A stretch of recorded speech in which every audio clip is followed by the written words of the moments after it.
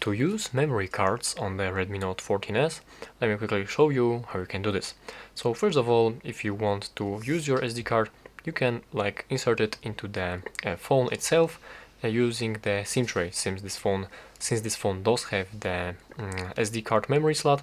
But if you are using your SD card pretty often, you will not want to actually do this at all the times. You will not want to eject this SIM tray from here. So here comes the SD card memory card adapter, and this one right here has the SD card slot right here. So let's grab this SD card and insert it into this adapter like this. And this particular adapter has two USB connectors, the USB Type-C, so you can plug it into your phone, for example, or some other devices which do have this USB Type-C connector, and it also has USB Type-A connector, so you can plug it to pretty much anything that has USB Type-A, like computer or your laptop. So now that we have this adapter right here all set up, let's now, if you want to plug it into our phone, we will have to enable one particular option called OTG. So let's first go into the settings, and from here you will have to scroll all the way down and go for the additional settings. Next, you have to scroll all the way down again and go for the OTG. And right here you have to press the switch to enable this option, and it is necessary if you want to use any kind of USB devices like the USB drives, USB adapters, or like mouse, for example, or keyboard. You can also plug keyboard or mouse into your phone. But let's get back into this thing right here. You need to enable this OTG option, and from now on you are now able to plug this USB adapter, memory card adapter, into your phone.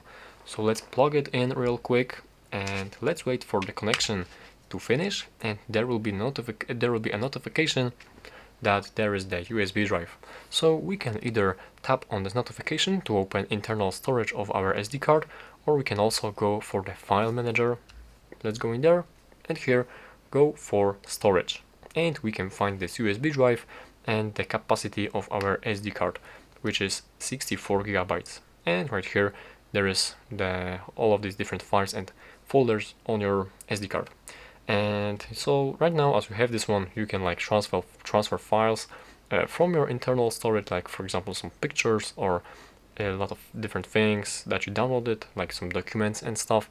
You can transfer them on your USB device, or you can transfer things from USB device to your phone. So that's basically it. And if you are done with the transfers, if you are done with using your SD card right here, the very important thing, if you want to disconnect it from your phone, is to open the notifications and press this arrow right here to eject this notification. And you will also have to press this eject button to actually safely remove your device, your SD card, from your phone. The same principle applies if you are using regular USB drives, pen drives on your phone, and if you want to disconnect them, you will have to press this eject button to remove them safely. And if you actually don't do this, if you will not eject properly your USB drives from your phone, you will disconnect them brutally, it might actually, there's a chance that files on your USB drive or memory card will get damaged.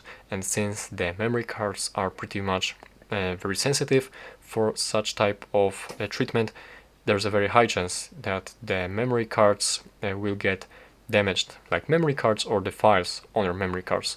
So make sure that if you are finished using the SD card or any other memory using your USB, you will have to eject it before completely removing it, disconnecting from your phone. So that's how you can do this.